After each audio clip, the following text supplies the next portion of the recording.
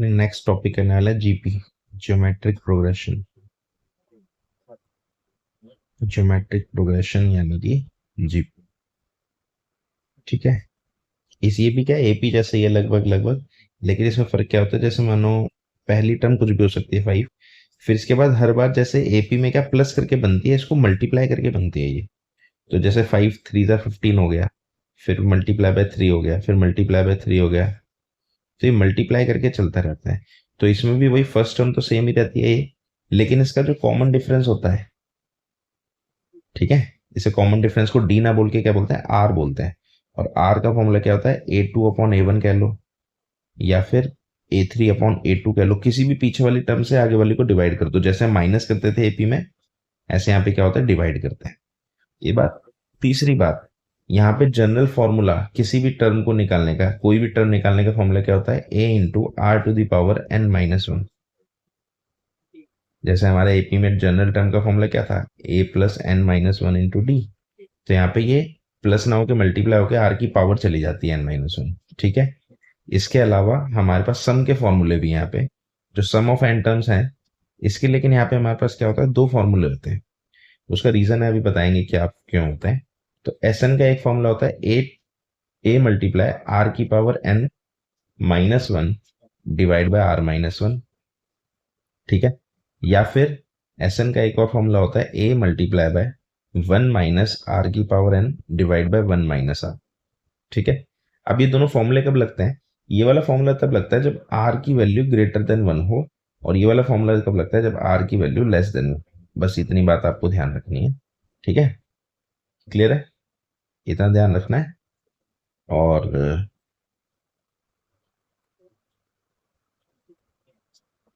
इसमें एक चीज और याद रखनी है कि अगर मानो r = 1 हो जाए, तब एस एन का फॉर्मूला क्या हो जाता है, A × n हो जाता है। ठीक है, ये भी ध्यान रखना है। अगर ये जरूरत पड़ी हमें तो देखेंगे, लेकिन जहां तक मुझे लग रहा है उम्मीद पड़नी नहीं चाहिए। ठीक है। तो ये फॉर्मूले आपको पता होने चाहिए, तभी आप एपी और जीपी कर पाएंगे। जीपी एपी तो हम ऑलरेडी कर ही चुके हैं। ठीक है। फर्स्ट क्वेश्चन है, find the 20th and the nth term of GP. तो सबसे पहले तो जीपी को देख के हम क्या करेंगे, जीपी से ए की वैल्यू निकालो। ए की वैल्यू क्या होगी हमारी, 5/2। और यहाँ से डी की वैल्यू क्या हो जाएगी, A2 डिवाइड बाय A1, है ना। तो A2 मेरा क्या है, 5/4 डिवाइड बाय 5/2। तो डिवाइड को जब मल्टीप्लाई करते हैं तो पीछे वाले को रेसिप्रोकल कर देते हैं, 2 से 2 कैंसिल, 5 से 5 कैंसिल, आंसर इसका क्या हो गया, 1/2। तो हमारे को ए और डी की वैल्यू मिल गई। अब हमें क्या करना है, 20th टर्म निकालनी है। तो ए एन का फॉर्मूला क्या है, A × R⁴ तो अगर मैं इसको 20th टर्म निकाल दूं तो एन की जगह 20 डाल देते हैं। तो ए की वैल्यू में पता है 5/2 मल्टीप्लाई आर, यानी हाफ की पावर क्या हो गई, 20 - 1। 5/2 मल्टीप्लाई 1/2 की पावर 19। ठीक है।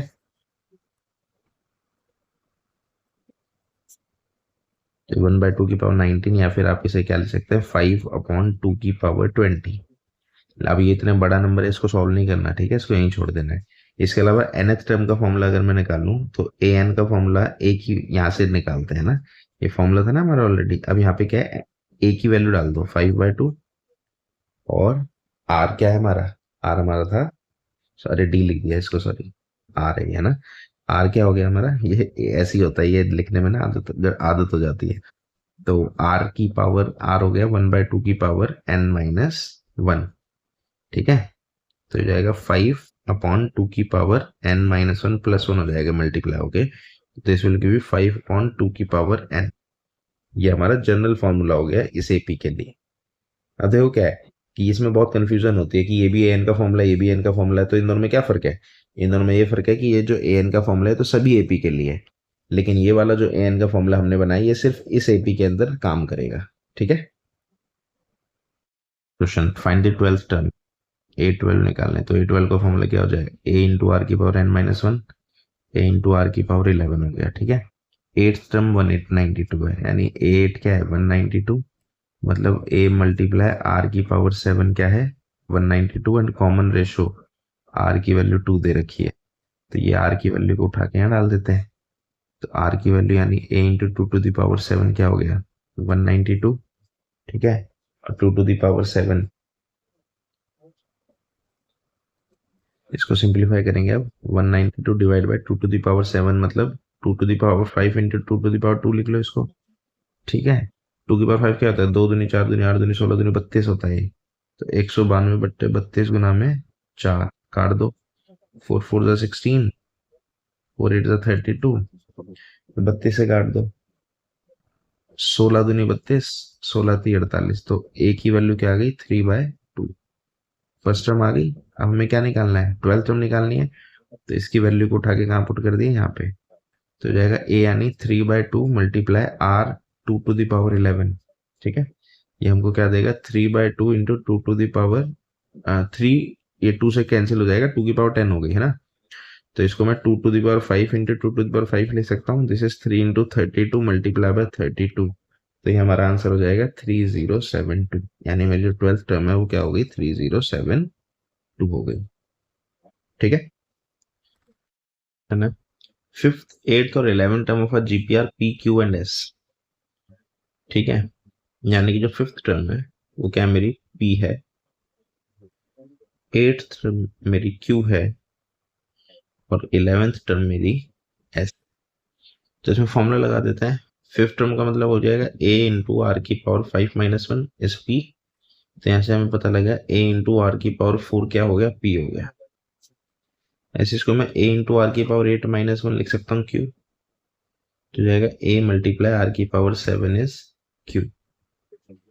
a11 को मैं a मल्टीप्लाई आर की पावर 11 माइनस 1 s लिख सकता हूँ।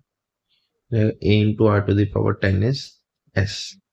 हमें करना है q square is p by s, है ना। तो q 2 बार है, q 2 बार है, तो q बाय p और s बाय q निकाल दूं तो इनको मल्टीप्लाई करके बात बन जाएगी। ठीक, थोड़ा सा इन क्वेश्चनों में वो देखना होता है कि हमें चाहिए क्या, हमें ये चाहिए, इसको थोड़ा सा ध्यान रखो, है ना। तो मैं करता हूँ, ये इक्वेशन 1 2 3 हो गई। ठीक है, तो डिवाइड q बाय 1 कर देता हूँ, डिवाइड 2 बाय 1, डिवाइड 2 बाय 2 और 1 को डिवाइड कर देता है। तो क्या हो जाएगा हमारा a to the power r की power 7 by a to the power r की पावर 4 क्या हो गया, q बाय p हो गया। a से कैंसिल हो गया, r का cube is q by p। ठीक है, ऐसे यहाँ पे क्या करते हैं, डिवाइड 3/2। मैंने डिवाइड कर दिया थर्ड को किससे, सेकेंड इक्वेशन से। तो ये a into r to the power 10 is equal to s और a multiply r to the power 7 is q। a से कैंसिल, r का cube is s upon, r का cube is s upon q हो गया। ठीक है, अब हम क्या करते हैं, देखो ये भी r का क्यूब है और ये भी r का क्यूब, यानी ये दोनों इक्वल होंगे। सो देयरफॉर मैंने क्या किया, इन दोनों को इक्वल रख दिया। q अपॉन p किसके बराबर हो गया, s अपॉन q के। जैसे क्रॉस मल्टीप्लाई करा तो q square is equal to p s, यही हमें प्रूव करना था। ठीक है, ये प्रूव हो।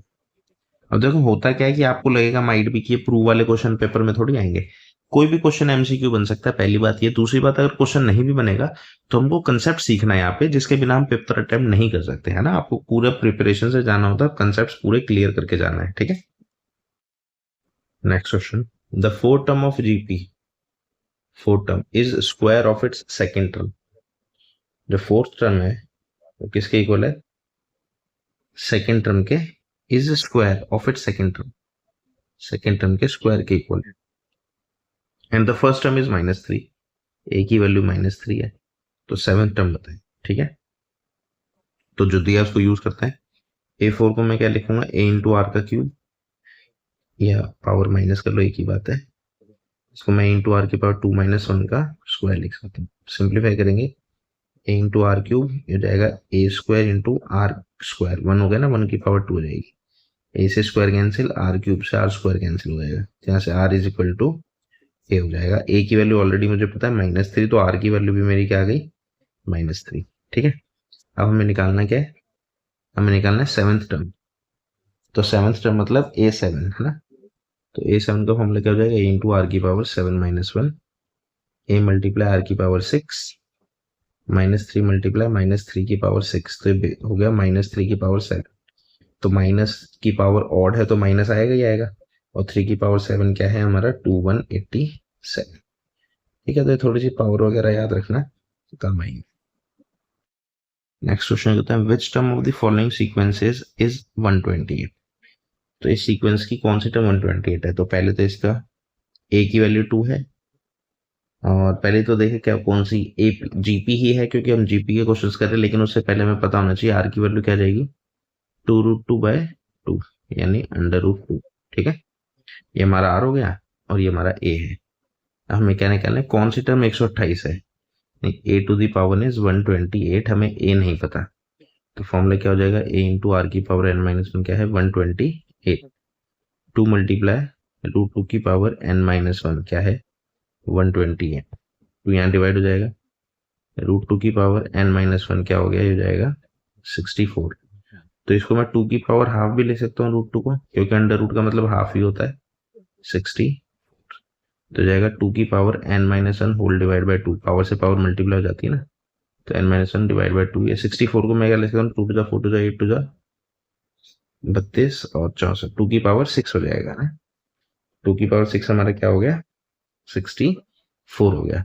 तो अगर मैं पावर्स को कंपेयर करूं तो n-1/2 की वैल्यू क्या होनी चाहिए 6, यहाँ से n-1 की वैल्यू होती है 12 और n की वैल्यू होती है 12 + 1, n क्या आ जाएगा मेरा 30।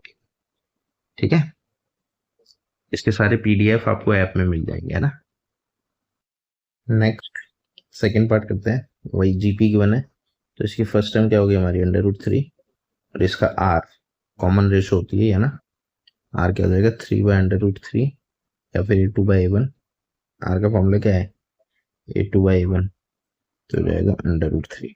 अब बोलता है विच टर्म इज 729, तो हमें नहीं पता, हमने कर दिया a to the nth term is 729, उसे फॉर्मूला लगा देता है, a इंटू आर की पावर n-1 इज 729, a हो गया हमारा √3, ये भी हो गया √3 की पावर n-1 इज 729 को मैं 3 की पावर 6 लिख सकता हूँ, है ना, क्या लिखा जा सकता है 3 की पावर 6। अब ये हो गया √3 की पावर ऐड हो जाएगा, √3 की पावर n-1 + 1 हो गया ये, है ना, इज इक्वल टू 3 की पावर 6 हो गया ये, क्योंकि रूट सेम हो गया, सेम चीज है। तो √3 की पावर क्या हो गया n इस 3 की पावर 6, इसको यहाँ सिंप्लीफाई कर लेते हैं, तो इसको मैं 3 की पावर हाफ भी लिख सकता हूँ √3 टू द पावर 6, या फिर 3 की पावर क्या हो जाएगा, n/2 is 3 to the power 6, तो therefore n/2 is equal to 6, यहाँ से n की वैल्यू क्या जाती है 12। ठीक है, तो 12th टर्म हमारी क्या है 729। अगला क्वेश्चन करते हैं, which term of this GP is ये, तो जीपी में फर्स्ट टर्म होगी 1/3, कॉमन रेशो क्या हो जाएगी a2/a1, यानी 1/9 डिवाइड बाय 1/3, तो डिवाइड को मल्टीप्लाई करेंगे तो रेसिप्रोकल हो जाएगा, 3 से कैंसिल, तो यहाँ से r की वैल्यू मेरी क्या आ गई 1/3। अब हमें नहीं पता कौन सी टर्म है, तो हमने लिख दिया nth टर्म 1/19683। तो इसमें क्या है ना, एक तो ये वैल्यू ऐसी दी होती है जो आपको किसी ना किसी चीज की पावर मिलेगी, है ना, और ज्यादातर उसी की पावर मिलेगी जो क्वेश्चन में नंबर होगा, तो ये ध्यान रखना है, a into n to the power n-1 is 1/19683, तो a हमारा 1/3 है और r भी हमारा 1/3 की पावर n-1 इज 1 ये 3 की पावर 9 है। ठीक है, तो ये हमारा ये 1/3 की पावर प्लस हो जाएगी n-1 + 1, इसको भी मैं 1/3 की पावर कंप्लीट 9 लिख सकता हूँ, तो दिस विल बी 1/3 की पावर 1 से 1 cancel, n is 1/3 to the power 9, तो यहाँ से n की वैल्यू मेरी क्या आ जाती है 9 आ जाएगी।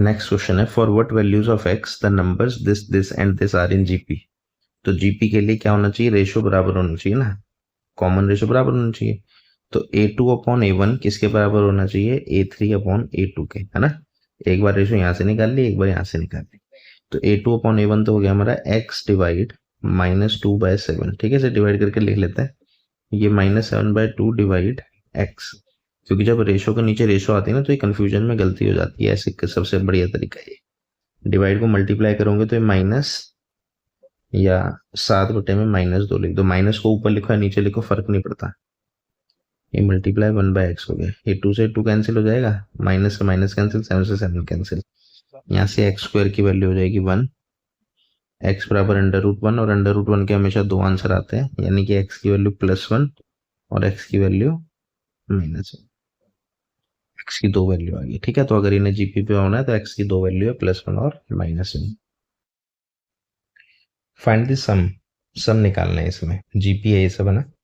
तो हमारी फर्स्ट टर्म क्या है 0.15, और हमारी कॉमन रेशो आर क्या हो जाएगा A2 divide by A1, 0.015 divide by 0.15, ये पॉइंट हट के ऊपर 100 आएगा, पॉइंट हट के नीचे 1000 आएगा, 1/10 या फिर 0.1।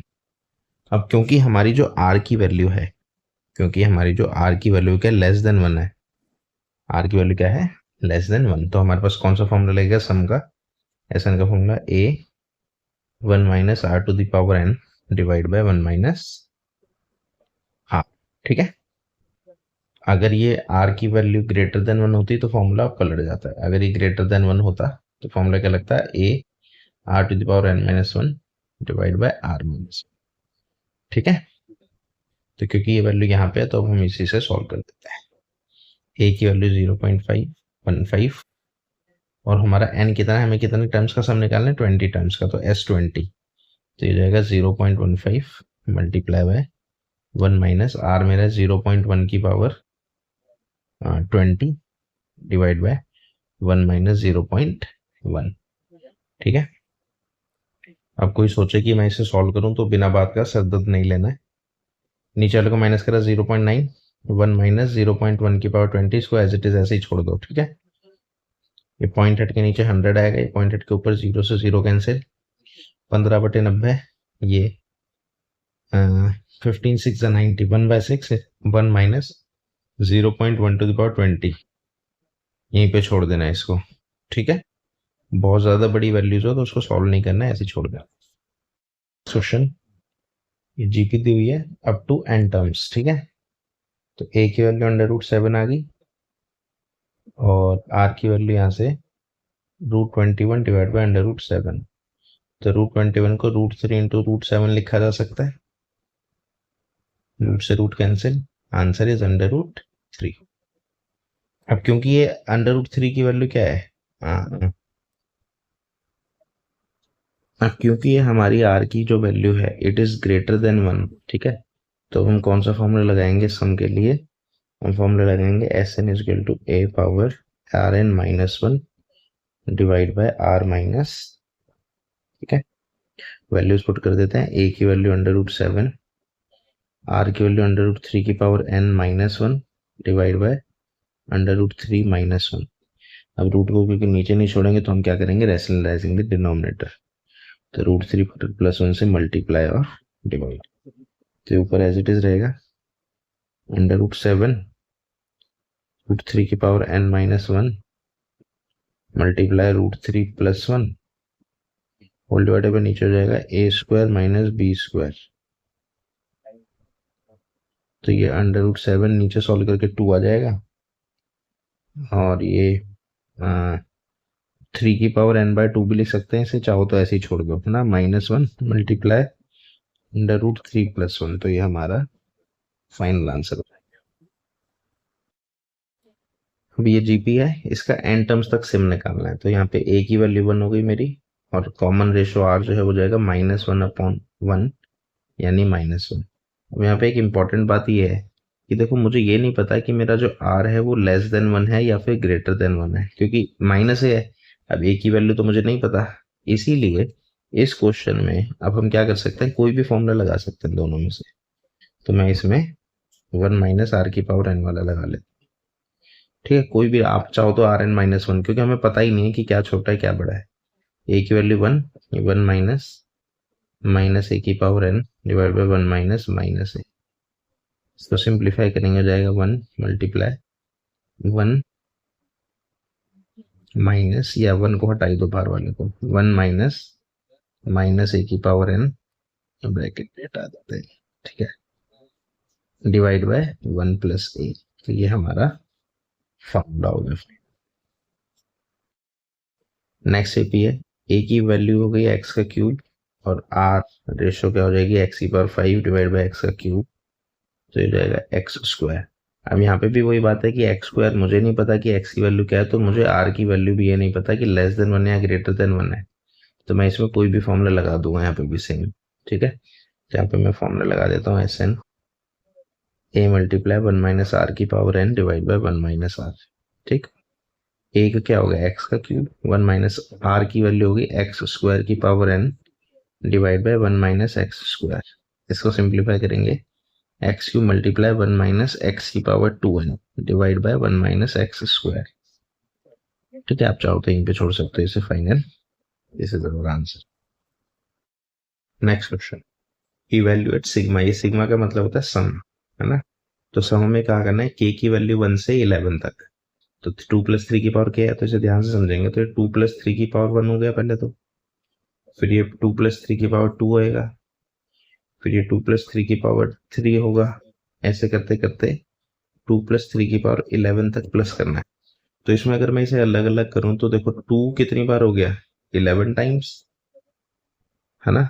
और यहाँ पे मैं इसको लिखूं 3, 3 की पावर 2, 3 की पावर 3 अप टू 3 की पावर 4, 3 की पावर 11 तक, है ना। तो ये इसका सम तो 2 मल्टीप्लाई 11 22 हो गया, यहाँ पे तो सॉल्व भी हो गया ये।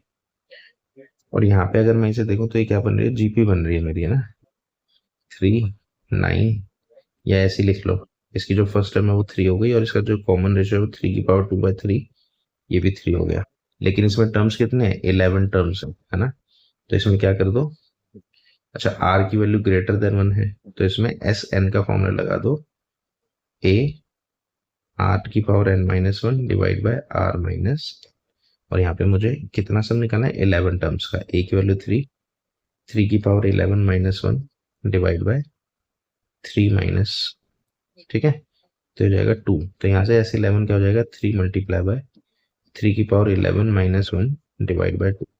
अब ये तो काफी बड़ी वैल्यू होगी, ठीक है, तो मेरा जो टोटल सम आएगा, अब ये ध्यान रखें ये सम नहीं आया पूरा, ये और ये, तो मेरा जो टोटल सम होगा एक्चुअल में जो हमें चाहिए था, तो हमारा टोटल सम क्या हो जाएगा, 22 plus 3/2 3 to the power 11 minus 1, है ना। इन दोनों को हमने क्या किया, ऐड कर दिया, क्योंकि इन दोनों को ऐड करके ही पूरी सीरीज आएगी। ठीक है, नेक्स्ट क्वेश्चन है, the sum of first 3 terms of GPR is इतना एंड द प्रोडक्ट इज इतना, find the common ratio in terms. तो कहना ना एक इंपॉर्टेंट क्वेश्चन है, इसमें एक चीज ध्यान रखनी, हमें शुरू की 3 टर्म्स दी गई है, तो अब देखो इसे मैं ऐसे भी लिख सकता हूँ कि जैसे फर्स्ट टर्म को ए ले लिया, सेकंड को ए आर ले लिया और थर्ड को ए आर का स्क्वायर ले लिया, है ना। एक तरीका तो ये है, लेकिन एक तरीका क्या है कि ए अपॉन आर लिया फर्स्ट को, सेकंड को ए लिया, थर्ड को ए आर लिया। तो इन दोनों में से ये वाला तरीका ज्यादा बेस्ट होता है जब भी आपको 3 टर्म्स को लेट करना है, बस ध्यान रखना। सेम चीज ना एपी में भी हम करते हैं, जैसे ए1, जैसे एपी में भी 3 लेट करनी है तो ए प्लस डी और ए प्लस 2 डी, एक तरीका तो ये है, लेकिन ये गलत होता है। गलत क्या होता है, होता सही है लेकिन इससे आंसर नहीं आता, तो इसी को मैं ऐसे भी लिख सकता हूँ, ए माइनस ए और ए प्लस डी। तो वहां पे भी हमें ऐसे ही लेट करनी होती है 3 टर्म्स, है ना। ये वाला क्वेश्चन आपने किया भी होगा, पहले मैंने करा रखा है। तो इसीलिए हम इसको कैसे लेट करेंगे, ये वाली टर्म्स तो मैंने लेट कर ली, इसको मैं ये, तो लेट 3 टर्म्स, हमने जो 3 टर्म्स को लेट किया है, लेट 3 टर्म्स भी हमने क्या क्या मान लिया, ए अपॉन आर, ए और ए आर। ठीक है, अब आगे क्वेश्चन सब सॉल्व करते हैं। अब इसने क्या बोला है, देयर प्रोडक्ट इज 1, यानी A upon R multiply by A multiply A R is 1, तो आर से R cancel, A cube is 1, यहाँ से ए की वैल्यू क्या आ गई, 1 आ गई। तो ये होता है यहाँ पे, देखो फायदा हो गया ना, ये चीज यहाँ नहीं हो पाती, ये चीज यहाँ नहीं हो पाती क्योंकि यहाँ पे फंस जाते फिर हम। ठीक है, यही एडवांटेज होता है इसका। अच्छा, सम ऑफ फर्स्ट टर्म 3 टर्म्स दिया है 39/10। ठीक है, तो इसके अलावा और क्या दिया हुआ है कि सम इनका A by R plus A plus A R, इन तीनों का सम कितना है, 39/10 है। ठीक है, तो इसे सिंप्लीफाई करते हैं, एलसीएम ले लेंगे तो हो जाएगा ए, या ए कॉमन ले लेते हैं यहाँ से, ए की वैल्यू हमें पता ही है, 1/r प्लस 1/1 लिख सकते हैं, प्लस r/1 हो जाएगा।